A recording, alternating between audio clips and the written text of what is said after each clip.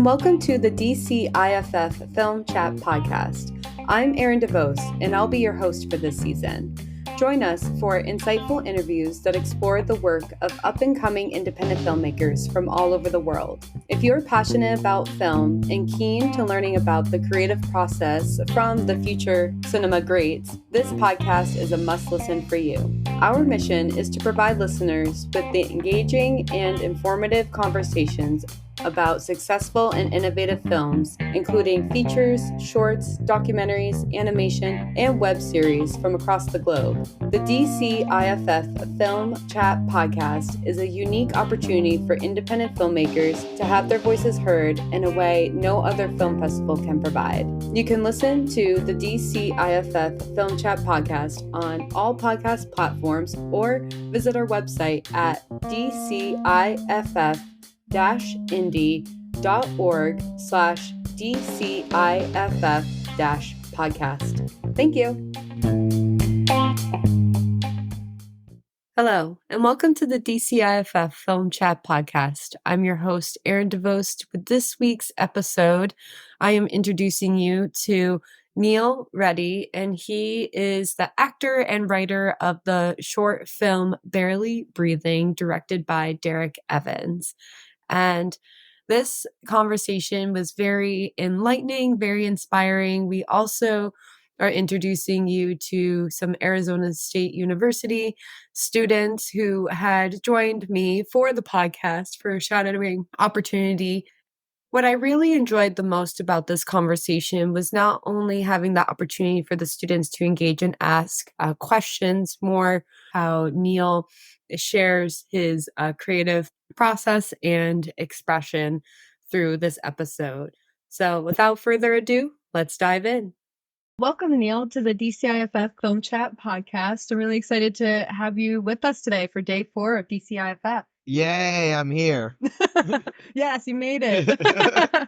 Well, thank you so much for coming. And do you mind telling us a little bit about yourself and your nominated film? Yes, my name is Neal Reddy, as stated earlier. I am the writer and producer and lead of Barely Breathing, which is a short film dealing with, I'll say, grief and depression and finding love again. Yeah. Yeah. That's great. It's a dark comedy. It's not a drama, it's a dark comedy. Mm-hmm. It's funny. It starts out weird, but I don't want to give too much away about it. Oh, sure. Yeah, no, makes total sense. And well, we had talked about how you co-directing and writing the film too, and the lead actor. No, not co-directing. I'm just the writer, producer, and lead. Yeah, Derek Evans is the director. He's a super talented guy. He also edited the film himself too. So yeah, he's really, really crazy talented. He's coming tomorrow. Mm-hmm. Definitely. Yeah, we'll have to catch him and say hello. Yeah. For sure. And so thinking about nominated film without giving too much away, what ultimately inspired you to write this dark comedy?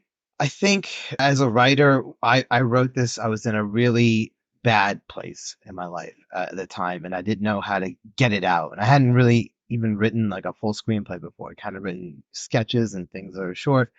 And so my way of getting out of this place was to put it into story form. Is it autobiographical? No.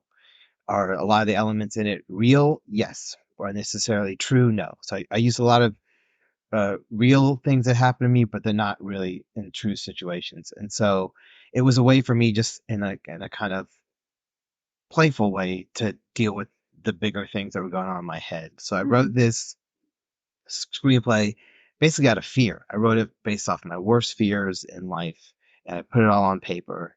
And then I kind of found the motivation to make the movie out of love. So that's where it changed for me. I wrote it from a really dark and bad place, but I made it from a really good place of wanting to show love. Absolutely. And that's such a good point, because I feel like a lot of people trying to share their stories and experiences that they're trying to navigate something of their own, and to be able to convey it, whether it's in a podcast or a film, it's really cool to see it all come to fruition. Yeah, exactly. And I think a lot of times, whenever you're creating something, the hardest part is starting. And I think sometimes when you're at a low point, or you're at a point where you think nothing matters, it's actually easier to start something because your attachment to its preciousness is gone. Yeah. And so I was able to start this idea that I kind of had floating in my head for so long, but I wanted it to be perfect. And then I got to a point where I was like, I don't really care what goes on in my life right now. And Mhm. it allowed me to freedom to start typing stuff down and getting it out on paper, not worrying about whether it was perfect or not. Because first draft of everything sucks. I don't care who you are. The first draft is never your best draft. And if it is, you're not delving deep enough into what matters to you. Your first draft should always suck. It should always be a little clunky, and it should always have room for improvement. So anyone that takes their first draft and shows it to someone and gets hurt because they have critiques for it, they're not really open to having the best possible script. Mhm. So yeah, I think starting is the hardest part. So as long as you start, vomit the words out onto a page, just get something down that you can work with and have a place to start from. Mhm. So that's the hardest part when it comes to writing for me. Mhm. That's the advice I give most people is just start. Yeah. Yeah. Definitely. And kind of thinking of almost the flip side of it, have you identified like any challenges, whether it's the writing process or kind of like how films or features are going? No, I think the film industry is a really easy industry to break into. I'm crushing it right now, doing so well. No, I'm just kidding. It's the hardest industry in the world. And I think the thing that ties most people, especially at my level, is just money. That we're all independent filmmakers. We all have to beg, borrow, and steal to make all of our creative projects come to life. And with this movie, I financed it myself. I didn't have a giant budget. So we spent probably like 1/5 to 1/10 of what most people spend on a short film making this movie. And we were able to do that because we paid everyone that worked on the movie, we paid the actors, except for me, I didn't get paid. And then Derek and the other producers, they worked for free. So Mm. that is the biggest challenge is always going to be a big challenge for any indie filmmaker. It's never the creative part of it. Like there are so many talented people that we surround ourselves with. There's so many talented people we work with. We got great casts. We got great crew.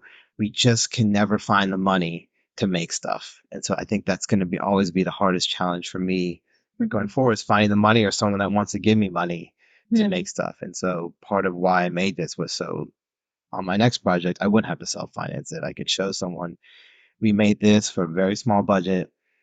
If you give me 100 times that, I can do whatever you want me to do. Make something great, you know? Mhm. So yeah, I think that's the hardest part about anything creative is just finding the money. I think finding people who believe in you is actually pretty easy, especially in the film industry. You always find people that you just end up gravitating towards that just believe in your stuff. And Derek was one of the first people that believed. I barely knew him.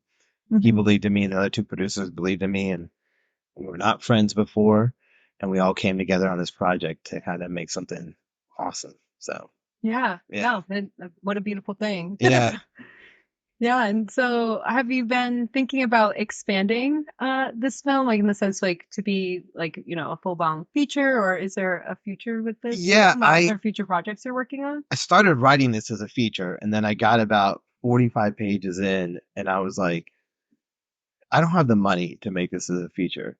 So I cut 5 pages out of it and tried to present it as a short to my friend who was the first person to read the script. It was 39 pages. I'm like, this is a short, trust me. It has to be under 40. And he just took it and he like passed it back. He's like, you need to start over and like write this as a short. It can't just be like a feature that you didn't finish. I Mhm. was like, okay. So then I rewrote it and we kept cutting the pages down to 20 pages basically. But yeah, initially I wanted to be a feature. I think the story is there for it to be a feature, but I don't like short films that are just made as a proof of concept and don't have a beginning, middle, and end, and just leave people hanging. And the person's like, "Well, give me more money and I'll finish it." I that drives me crazy. Mhm. So I made Barely Breathing as a standalone short. So if it never gets made into a feature, I'm happy. It has a beginning, middle, and end, and everything pays off. And there's no like cliffhanger ending, and there's no like you know ask at the end for money. It's just, hey, we wanted to tell a complete story. We wanted people to leave feeling satisfied and hopeful and excited and Mhm. not like, oh, what's going to happen? I didn't want people feeling that way. So, Yeah. Oh, well, I mean, carry on the excitement, right? yeah. And yeah, I really appreciate you joining us. Is there anything that I didn't ask that you would like to share? Is there anything else you want to know about me or the film or like creative process or anything like that, especially you guys are here at the Yeah, I studio. was gonna say, like, if you Maybe guys have any questions as well, questions. yeah, feel free to ask. How long did it take to create the film?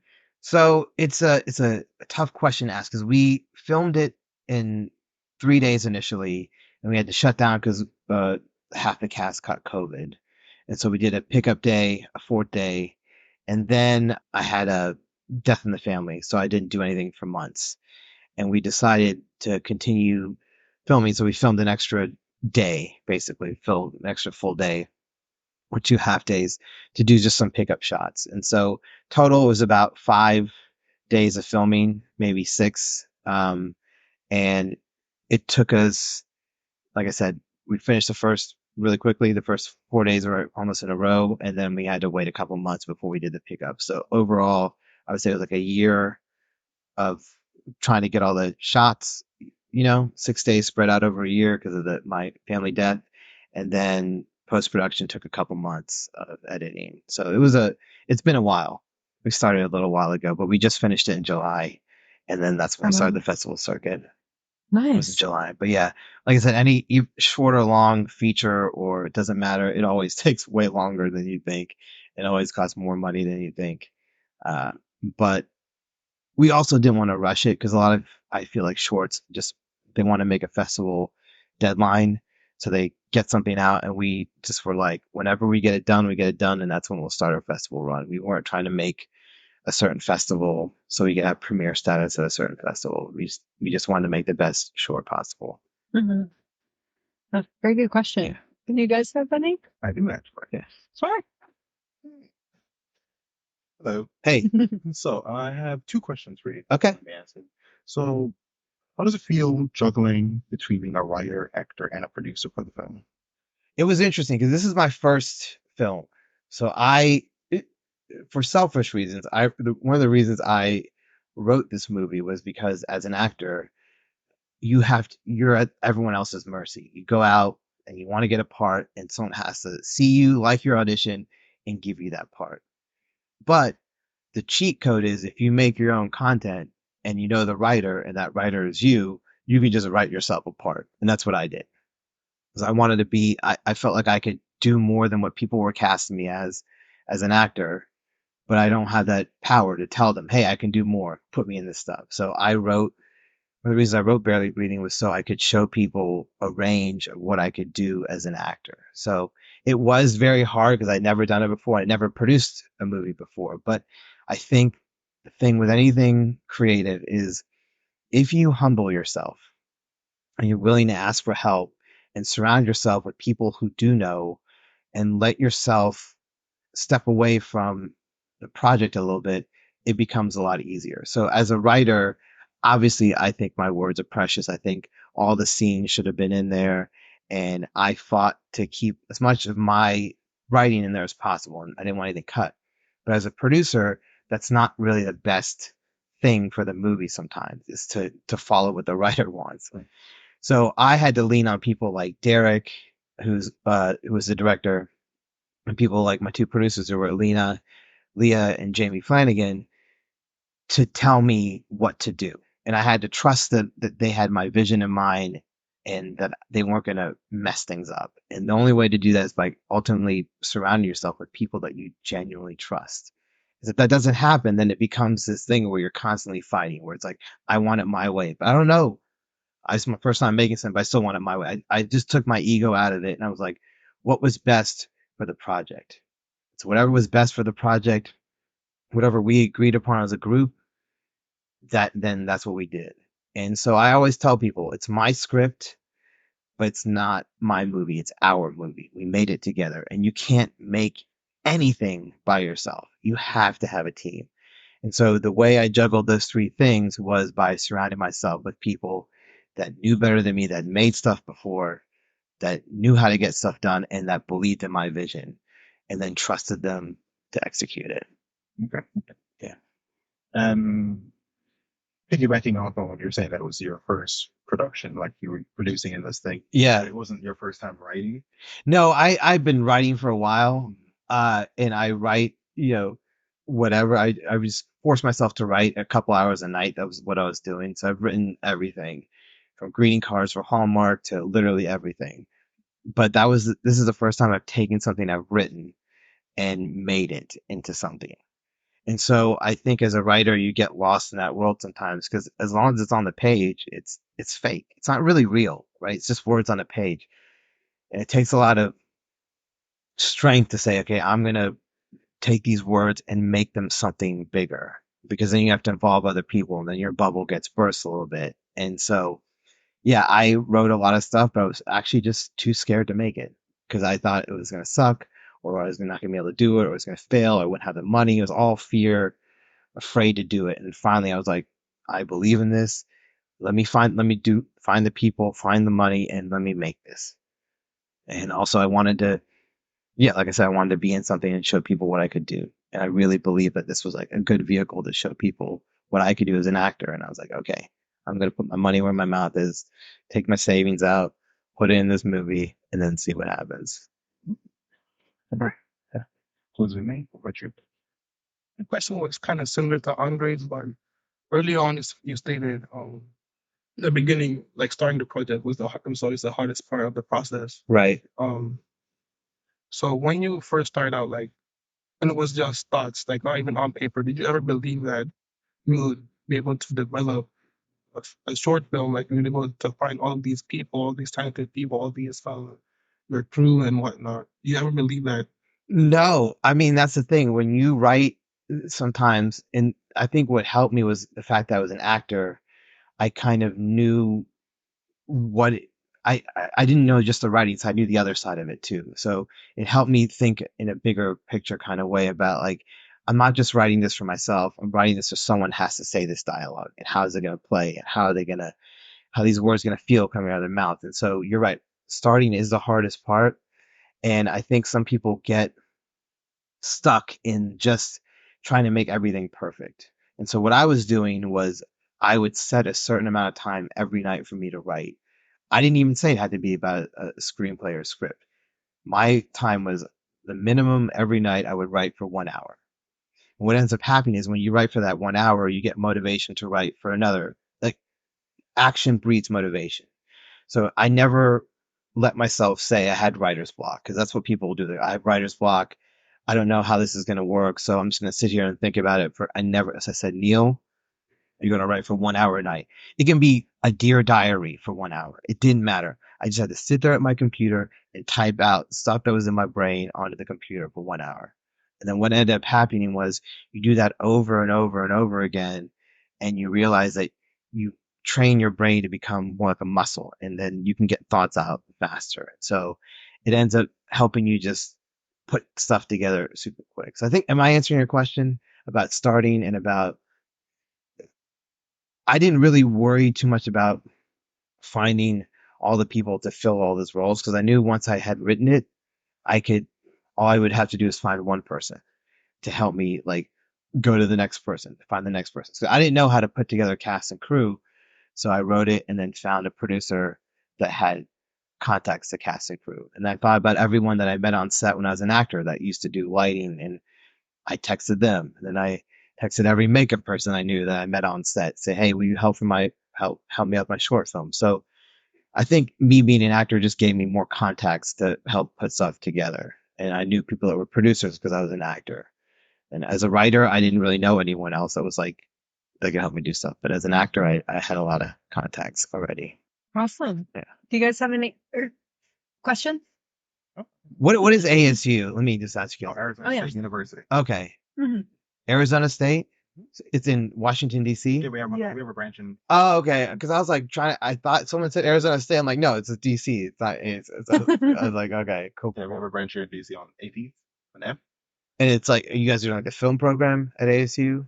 So I spoke at their university earlier this week on Monday. I was Okay. just talking about DCIFF and my experience in marketing and communication. So, Right. and then I invited students to come with me to shadow Okay. for the day. So yeah, Oh, yeah. these are 3 lucky students that got to come down. How you guys liking it? Yeah, Yeah. yeah. Do any of you guys want to make movies or do anything creative, or is it you're just kind of Well, on my side, I want to do is we've been on the content creation side. okay? It's podcasting is probably one of the starting points where I want to go through with it. Right. So shadowing and just seeing how it goes. Right. Yeah. What about you guys? I'm more so interested in the marketing aspect. Okay.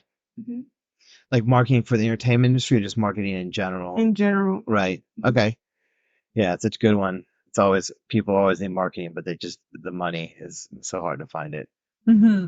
That's what we're coming into now. It's like going into film festivals and trying to push the film. We need someone to help us market it, but we just don't have any more money to push it. So, yeah. And what about you? I kind of contrast because I study software engineering, Okay. but I was like really inspired by your words because I also like want to work on writing a story. Right. But I'm trying to like figure out how to put like the entire plot together, thinking characters. I'll tell you this much. Don't worry about that. Just start with a scene that you think is interesting. Don't even worry about the big picture because it's overwhelming and it's going to paralyze your creativity. So, and even if a scene doesn't have dialogue, just write what you think the character should be doing in the scene. And a lot of times what I'll do is I'll just get my phone out and just record myself. So I'll just talk it out in my, like out loud to the phone. Because sometimes typing is hard. But if you're just like, I was thinking about the scene where this guy comes in, he's talking to this girl, and this is something they say, that will just get you started and you'll have your ideas down and you go back and listen to it and you start typing it out, what you think is cool. But plot, characters, putting all that together, that happens naturally once you get good at writing. And then you see stories and you watch movies and you realize that every movie follows almost the same formula. It's very, very similar, right? And so once you realize that happens, and then go on the internet, type in screenwriting basics, and there'll be people there that will break down a movie and show you like how to start putting stuff together. Mm-hmm. But if you're worried about characters, the easiest story to write is a story about one or two people. So set it in one room and have the dialogue and have it be a short and have it just be two people talking in one room. And then that could be your first foray into writing. Like make it really simple. And then you don't need to worry about like explosions or this is happening, this has to happen because it's just happening with dialogue. Two people in one room. That's the most basic. It's called in like theater, it's like the most basic kind of theater setup. It's just two people on chairs talking to each other. You can write like and that's essentially a scene in a movie, right? It's just two people talking to each other. That's a good place to start. It's just simplify it as easy as possible for you. You're not going to write a 3 hour, opus your first time, so just make it what you're comfortable doing. And it's a lot easier than you think. The brain will tell you it's harder, but it's not. It's just your fear talking. Well, that's all really great advice for Yeah. everybody. And my last question, and also I just heard the door knock, so I wasn't sure if you Okay. wanted to get in here, but how can we find you and follow you on your journey? Okay. My Instagram, which is what all the kids are doing. I usually just used to give my Facebook. No, I'm just kidding. My Instagram is at NealLovesYou. Neal loves you, all spelled out. And my name is spelled Neal. So just spell Neal loves you, Neal. It's my Instagram. And that's pretty much it. We have a film Instagram, but I never post to it because it's too much. It's like I'll just use my own. I feel it's balance. Yeah, people can follow my journey there. And also, I don't think anyone's going to follow an Instagram for a short film or care about it, except for my friends. And I'm like, they're already following my Instagram. So, Hey, we care. Yeah. Absolutely.